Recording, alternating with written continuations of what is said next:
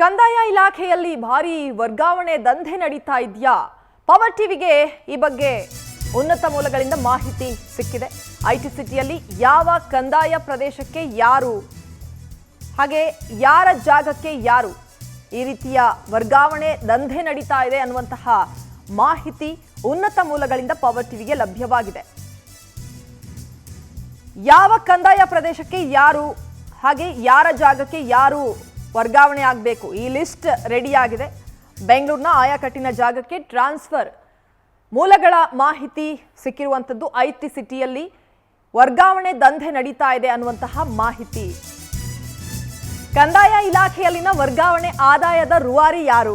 ಕಂದಾಯ ಖಾತೆಯ ಸಚಿವರಾಗಿದ್ದಾರೆ ಕೃಷ್ಣ ಭೈರೇಗೌಡ. ಖಡಕ್ ಹಾಗೂ ನಿಷ್ಠಾವಂತ ಸಿಂಪಲ್ ಸಚಿವ ಕೃಷ್ಣ ಭೈರೇಗೌಡರು. ಕೃಷ್ಣ ಭೈರೇಗೌಡರ ಮೂಗಿನಡಿ ಈ ಭ್ರಷ್ಟಾಚಾರ ನಡೀತಾ ಇದೆಯಾ? ವರ್ಗಾವಣೆ ದಂಧೆ ಹಿಂದಿದ್ದಾರಾ? ಸಚಿವರ ಸಹೋದರ ಚೌಡೇಗೌಡ, ಈ ರೀತಿಯ ಪ್ರಶ್ನೆ ಕೂಡ ಇದೆ.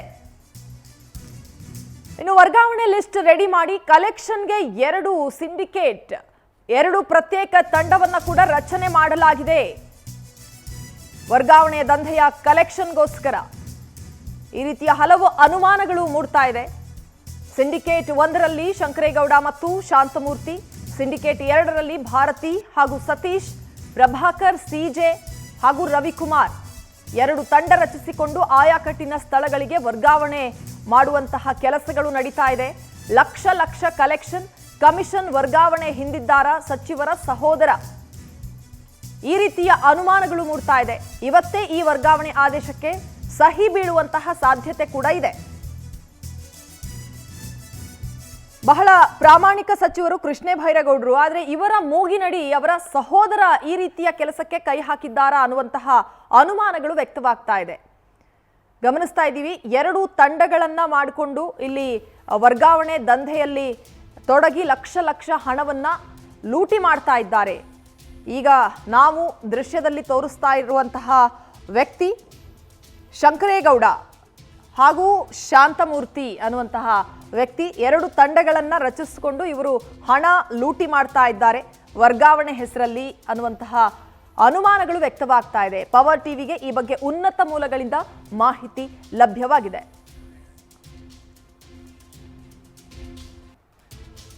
ಹಾಗಾದ್ರೆ ಬೆಂಗಳೂರಲ್ಲಿ ಯಾವ ಪ್ರದೇಶದ ಕಂದಾಯ ಕಚೇರಿಗೆ ಯಾರ ವರ್ಗಾವಣೆ ಆಗ್ತಾ ಇದೆ, ಯಾರ ಜಾಗಕ್ಕೆ ಯಾರು ಬರಲಿದ್ದಾರೆ, ಈ ಬಗ್ಗೆ ಪವರ್ ಟಿವಿಗೆ ಸಿಕ್ಕಿರುವ ಮಾಹಿತಿ ಪ್ರಕಾರ ಯಾರೆಲ್ಲ ಇದ್ದಾರೆ ನೋಡೋಣ ಬನ್ನಿ.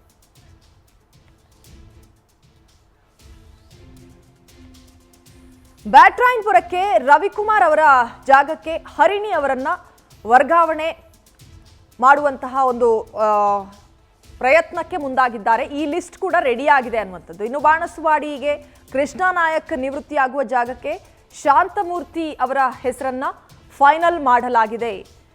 ಶಿವಾಜಿನಗರ ಇಲ್ಲಿ ಹರಿಣಿ ಅವರ ಜಾಗಕ್ಕೆ ಸಿಜೆ ಪ್ರಭಾಕರ್ ಅವರ ಹೆಸರಿದೆ. ಜಯನಗರದಲ್ಲಿ ಗುರು ರಾಘವೇಂದ್ರ ಅವರ ಜಾಗಕ್ಕೆ ರವಿಕುಮಾರ್ ಅವರನ್ನ ವರ್ಗಾವಣೆ ಮಾಡುವಂತಹ ಕೆಲಸ.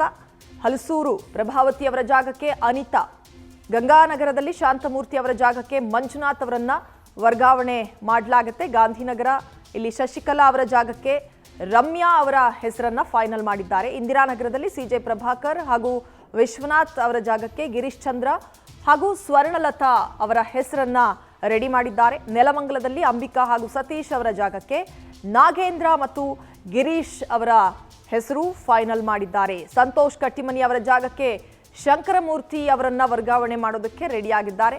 ಬೊಮ್ಮನಹಳ್ಳಿಯಲ್ಲಿ ರಾಮಚಂದ್ರ ಅವರ ಜಾಗಕ್ಕೆ ಜಯಪ್ರಕಾಶ್ ಅವರ ಹೆಸರು. ಇನ್ನು ಬನಶಂಕರಿಯಲ್ಲಿ ಶಂಕರಮೂರ್ತಿ ಅವರ ಜಾಗಕ್ಕೆ ದೇವರಾಜ್ ಅವರನ್ನ ವರ್ಗಾವಣೆ ಮಾಡೋದಕ್ಕೆ ರೆಡಿ ಇದ್ದಾರೆ.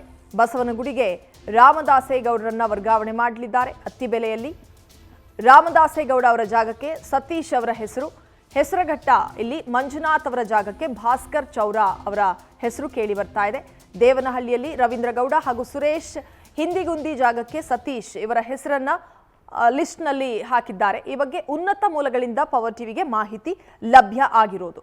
ಹೆಚ್ಚಿನ ಡೀಟೇಲ್ಸ್ ಅನ್ನು ನೀಡ್ತಾರೆ ನಮ್ಮ ಪ್ರತಿನಿಧಿ ದೀಪ ಸಂಪರ್ಕದಲ್ಲಿದ್ದಾರೆ. ದೀಪ, ಸರ್ಕಾರದ ಹಲವು ಇಲಾಖೆಗಳಲ್ಲಿ ದಂಧೆಗಳು ನಡೆದಿದ್ರ ಬಗ್ಗೆ ನಾವೆಲ್ಲ ಕೇಳಿದ್ವಿ, ಓದಿದ್ವಿ. ಆದರೆ ಈಗ ಕಂದಾಯ ಇಲಾಖೆಯಲ್ಲೂ ಕೂಡ ಈ ರೀತಿಯ ಒಂದು ವರ್ಗಾವಣೆ ದಂಧೆ ಕೇಳಿ ಬರ್ತಾ ಇರುವಂಥದ್ದು. ಏನಿದು ಪ್ರಕರಣ ಅಂತ ದೀಪ? ರಜನಿ, ನಿಜ. ಸಾಮಾನ್ಯವಾಗಿ ಕಂದಾಯ ಇಲಾಖೆಯಲ್ಲಿರುವಂತಹ ಮಂತ್ರಿಗಳು ಒಂದಿಷ್ಟು ಖಡಕ್ ಮಂತ್ರಿಗಳಾಗಿದ್ದಾರೆ ಕೃಷ್ಣ ಬೈರೇಗೌಡರು. ಜೊತೆಗೆ ಈ ರೀತಿಯಾದಂತಹ ವಿಚಾರಕ್ಕೆ ಅವರು ತಲೆ ಹಾಕಲ್ಲ ಅನ್ನುವಂತಹದ್ದು ಅವರ ಒಂದು ಆಡಳಿತವನ್ನು ನೋಡಿದರೆ, ಅವರು ಇತ್ತೀಚೆಗೆ ಅಂದರೆ ಈಗಿನ ಸರ್ಕಾರದಲ್ಲಿ ಮಂತ್ರಿಯಾದ ಬಳಿಕ ಒಂದಿಷ್ಟು ಅಭಿವೃದ್ಧಿ ಕೆಲಸಗಳನ್ನು ಮಾಡಿರೋದನ್ನ ನೋಡಿದರೆ ಅನ್ನಿಸ್ತಿತ್ತು.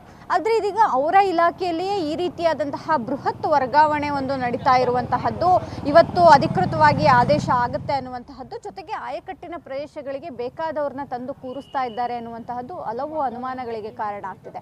ಕೃಷ್ಣ ಬೈರೇಗೌಡ ಅವರ ಮೂಗಿನ ಅಡಿಯಲ್ಲೇ ಇದೊಂದು ನಡೀತಾ ಇದೆಯಾ ಅನ್ನುವಂತಹದ್ದು ಒಂದು ಕಡೆ ಆದರೆ, ಇದೀಗ ಅವರ ಸಹೋದರರ ಹೆಸರು ಈ ಒಂದು ವರ್ಗಾವಣೆ ವಿಚಾರದಲ್ಲಿ ಕೇಳಿ ಬಂದಿರುವಂತಹದ್ದು ಸಾಮಾನ್ಯವಾಗಿ ಪ್ರಶ್ನೆಯ ಜೊತೆಗೆ ಅನುಮಾನಕ್ಕೂ ಕೂಡ ಕಾರಣ ಆಗಿದೆ. ಆದರೆ ಈ ರೀತಿಯಾದಂತಹ ಒಂದು ಪ್ರಯತ್ನ ಯಾಕೆ ನಡೀತಿದೆ ಅನ್ನುವಂತಹದ್ರ ಜೊತೆಗೆ ನಿಜಕ್ಕೂ ಅವರ ಸಹೋದರರು ಇನ್ವಾಲ್ವ್ ಆಗಿದ್ದಾರಾ ಅನ್ನುವಂತಹದ್ದನ್ನು ಕೂಡ ಇಲ್ಲಿ ನೋಡಬೇಕಾಗುತ್ತೆ. ಆದರೆ ಇವತ್ತು ಅಧಿಕೃತವಾಗಿ ಆದೇಶ ಆದ ಬಳಿಕ ಪವರ್ ಟಿವಿಗೆ ಸಿಕ್ಕಂತಹ ಮಾಹಿತಿ ಸರಿ ಇದೆ ಅನ್ನುವಂತಹದ್ದು ಒಂದು ಕಡೆ. ಮತ್ತೊಂದು ಕಡೆ ನಿಜಕ್ಕೂ ಇವತ್ತು ವರ್ಗಾವಣೆಗೆ ಅಧಿಕೃತ ಆದೇಶ ಬಿದ್ದ ನಂತರದಲ್ಲಿ ಈ ವಿಚಾರಕ್ಕೆ ಕೃಷ್ಣ ಬೈರೇಗೌಡರು ಯಾವ ರೀತಿಯಾಗಿ ರಿಯಾಕ್ಟ್ ಮಾಡ್ತಾರೆ ಅನ್ನುವಂತಹದ್ದನ್ನು ಕೂಡ ಕಾದು ನೋಡಬೇಕಾಗುತ್ತೆ. ಆದರೆ ಈ ರೀತಿಯಾದಂತಹ ಆಯಕಟ್ಟಿನ ಪ್ರದೇಶಗಳಿಗೆ ನಮಗೆ ಸರಿ ಹೊಂತಾರೆ ಅಂತೇಳಿ ಒಂದಿಷ್ಟು ಜನರನ್ನ ತಂದು ಕೂರಿಸುವಂತಹದ್ರಲ್ಲಿ ನೋಡಿದ್ರೆ ಅಲ್ಲಿ ಆಡಳಿತ ಯಾವ ರೀತಿಯಾಗಿ ಹಾದಿ ತಪ್ಪುತ್ತೆ ಅನ್ನುವಂತಹದ್ದು ಕೂಡ ಗೊತ್ತಾಗ್ತಿದೆ.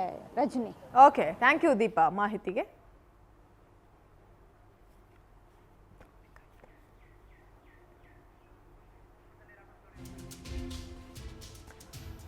ಒಟ್ನಲ್ಲಿ ಕಂದಾಯ ಇಲಾಖೆಯಲ್ಲಿ ನಡೀತಾ ಇರುವಂತಹ ಈ ವರ್ಗಾವಣೆ ದಂಧೆ, ಎರಡು ತಂಡಗಳನ್ನು ರಚನೆ ಮಾಡಿಕೊಂಡು ತಮಗೆ ಬೇಕಾದಂತಹ ಅಧಿಕಾರಿಗಳನ್ನು ಅಲ್ಲಿಗೆ ವರ್ಗಾವಣೆ ಮಾಡಲಾಗ್ತಾ ಇದೆ. ಈ ರೀತಿಯ ಒಂದು ಆರೋಪ ಕೇಳಿ ಬರ್ತಾ ಇದೆ. ಈ ಬಗ್ಗೆ ಉನ್ನತ ಮೂಲಗಳಿಂದ ಪವರ್ ಟಿವಿಗೆ ಮಾಹಿತಿ ಲಭ್ಯ ಆಗಿದೆ.